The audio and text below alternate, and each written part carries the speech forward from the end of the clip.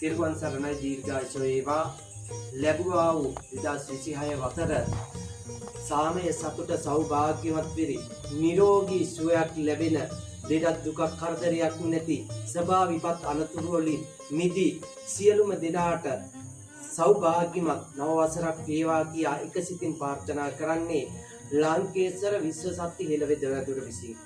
ඒ වාගේම සියලුම දෙනාට කියන්නේ මේ නව වසරේ තමන්ගේ සර්වාංගයේ ලෙඩක් දුකක් තියෙනවා නම් ඒ ලෙඩ දුක තමන්ගේ හිතට ගන්න නැතුව තමන්ගේ යටි හිත පාලනය කළා තමන් හිතා ගන්න ඕන තමන්ගේ සර්වාංගයේ ලෙඩක් නැහැ කියලා.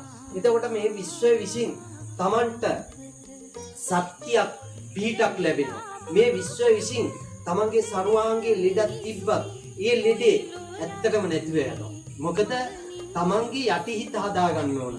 තමන්ගේ යටි හිතින් හිතනෝ නම් දෙයක් මේ දේ කරනවා මේ දේ වෙනවා මේ දේ වෙනවා කියලා හිතනෝ නම් අනිවාර්යෙන් මේ දේ වෙනවම තමයි.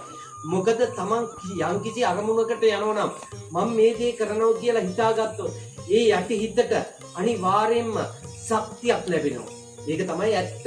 මොකද මේ සබා දහමය මේ විශ්වය විසින් තමන්ට බලයක් ශක්තියක් ලැබෙනවා. ඒක අන්ත හැමෝටම කියන්නේ තමන්ගේ යටි හිත පාලනය කරන්න. තමන්ගේ ලෙඩක් ඇඟේ තිබ්බත් සර්වාංගයේ තිබ්බත් මට ලෙඩක් නැහැ කියලා හිතුවොත් ඇත්තටම ලෙඩක් නැහැ. මොකද ඒ ශක්තිය අපේ හිතේ තියෙන ශක්තිය ඒක වටින ඔක්කොටම වැඩිය. ලෙඩක් තියනවායි කියලා හිතාගෙන සෑම වෙලාවෙම ලෙඩේ වෙනුවෙන්ම හිටියොත් අනිවාර්යෙන් ලෙඩක් නැති වුණත් ඒ මනුස්සයාගේ ඇඟේ ඒ ලෙඩේ තියෙනවා. මොකද යටි හිත ඒකට හුරු වෙලා තියෙන්නේ.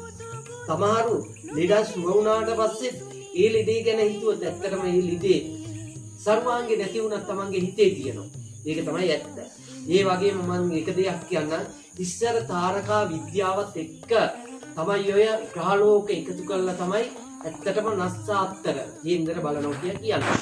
ඒ මිනිස්සු හරියට මැරෙන වෙලාව හිට කියන්න පුළුවන් ඉස්සර අය. එන්නම් එහෙම අය නෑ ගොඩක් අඩුයි. ඉතින් ඔය වගේ මිනිස්සෙක් කේන්දරේ බලන්න ගිහිල්ලා ඉවර වෙලා ඒ මිනිස්සයාට කිව්වා අහවල් දවසේ අහවල් වෙලාවේ ඔයා මැරෙන්නේ නයිට් ගහලා. මේ මිනිස්සයා හිතාගත්ත දැන් කාලය ගෙවි ඇවිල්ලා ඉවර වෙලා තමන්ගේ මැරෙන දවස කිට්ටු වුණා. කිට්ටු වුණාට පස්සේ මැරෙන දවස කලින් දවසේ ඔරුවක නැගලා. ඔරුවක නැගලා ගිහිල්ලා ඉවර වෙලා මූදට වෙලා මූදේ හිටියා. මූදට වෙලා හිටියා.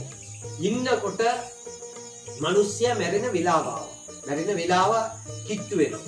කිට්ටු වෙනකොට මේ මිනිස්සයාට හිතුණා මං නයික් ගහලා නේද මැරෙන්නේ. ඊට පස්සේ අර ඔරුවේ වෙලාවට තිබ්බ අඟුරු කෑල්ල. අඟුරු කෑල්ලෙන් ඇඳ ණය අඳිනකොට ණයාගේ හරියටම කටගාව අඳිනකොට අර අඟුරු කෑල්ලේ කීරක් වගේ එකක් ඇනුණා අපේ ඇඟිල්ල. මේ මිනිස්සයා බය වුණා ගැහුවා ණයා කියලා. එවලේ මේ මිනිස්සයා ණය විස ඇවිල්ලා ඉවර වෙලා මේ මිනිස්සයා මිය ගියා. ඇත්තටම මේක තමයි කියන්නේ යටි හිතට දෙයක් දැම්මොත් අනිවාර්යයෙන්ම මේ යටි හිතේ දේ ක්‍රියාත්මක වෙනවා.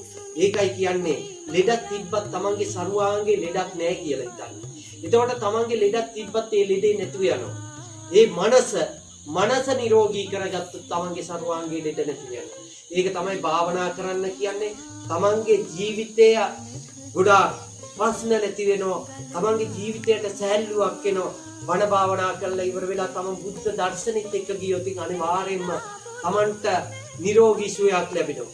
ඒ වගේම හැමෝටම කියන්නේ මේ බුදුදහමත් එක්ක අපි ජීවත් වෙන්නේ. අපේ මේ බුදුදහමත් එක්ක ජීවත් වෙනවා නම් නරක වැඩ කරන්න එපා. කෙනෙක්ගේ දෙයක් මංකොල්ල කන්න එපා. කෙනෙක්ගේ දෙයක් උදුරගෙන කන්න එපා. තවත් කෙනෙක්ගේ දෙයක් කනවා කියන්නේ ඒ මිනිස්සයා අපහසුතාවයටපත් වෙලා තමන් මොන දේ සැප සම්පත් ඉන්නත් වැඩන්නේ. මොකද අපි කාලෙක අපි හැමදාම මේ ලෝක ජීවත් වෙන්න ආපු මිනිස්සු නෙවෙයි. අපි මේ බෝඩිවකට ඇවිත් ඉන්නේ.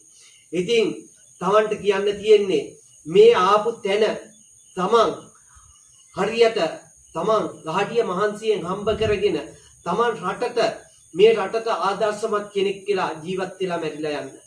එතකොට තමන්ට මැරුණත් හොඳ කියයි. නැත්නම් අර කාලකන්ණිය මැරිලා ගිය එකම හොඳයි. අරුව ඉන්නකම්ම මේ දේ කළේ මේ මිනිස්යාගේ මේ දේවල් හුරගෙන කෑවා මේ මිනිස්යාට මේ දේවල් කළා මේ මිනිස්යාට පොඩි වින කළා මේ මිනිස්යාට හුනියම් කළා. ඒ දේවල් අහගන්න එපා. තමන් මේ රටේ ජීවත් වුණා නම් මේ රටට ආදර්ශමත් නායකයෙක් කියලා ආදර්ශමත් මිනිස්සෙක් කියලා මිය යන්න. එතකොට මිය ගිය දවසටත් මිනිස්සු හොඳ කියයි, ගුණ කියයි තමන්ගේ. ඒ වගේම තමයි අපි අරගෙන යන හොඳ ඉදාට කියයි මිනිස්සු. මේ මිනිස්සු අනේ තා දවසක් හරි ජීවත් වුණා නම් අපිටත් කොච්චර පිහිට වෙලා තියෙනවද කියලා. ඒකයි කියන්නේ තමන් සබාධමයට විශ්වයට මේ විශ්වයට සබාධමයට කවදාවත්ම පිටුපාන්න බෑ පුතේ. මොන වරද කළත් හැම වරදක්ම කළ හොඳ පස්සෙන් කළ නරකත් ඒ වගේ තමයි. ඒක හන්දා තමන් හොදක් කළොත් අනිවාර්යෙන් ඒ හොඳ අරගෙන යයි. තමන්ට කියන්න තියෙන්නේ පුතේ මේ රටේ ජීවත් වෙලා ඉන්න ඕන හොඳ ආදර්ශමත් මිනිස්සෙක් කියලා, රටට නායකයෙක් කියලා, මිනිස්සෙක්ට පීඩක් කියලා ජීවත් වෙලා මැරිලා ඵලයල්ලා. එතකොට කාගෙන්වත් සතන්දර අහන්න නැහැ. තමන් අරගෙන යන දේ තමන්ට වටිනෝ. ඒක තමයි පුතේ සත්‍යය. තෙරුවන් සරණයි, දීර්ඝායුෂ වේවා මේ ලැබුවා වූ අලුත් අවුරුද්ද. සාමේ සතුට සෞභාග්‍යවත් පිරි සුබම සුබ නව වසරක් වේවා මේ ලෝකවාසී සියලුම දෙනාටත්, ලංකාවාසී සියලුම දෙනාටත් එක සිතින් ප්‍රාර්ථනා කරන්නේ ලංකේශ්වර විශ්ව ශක්ති හෙළ වෙදවතුර විසින්. තෙරුවන් සරණයි, දීර්ඝායුෂ වේවා හැමෝටම.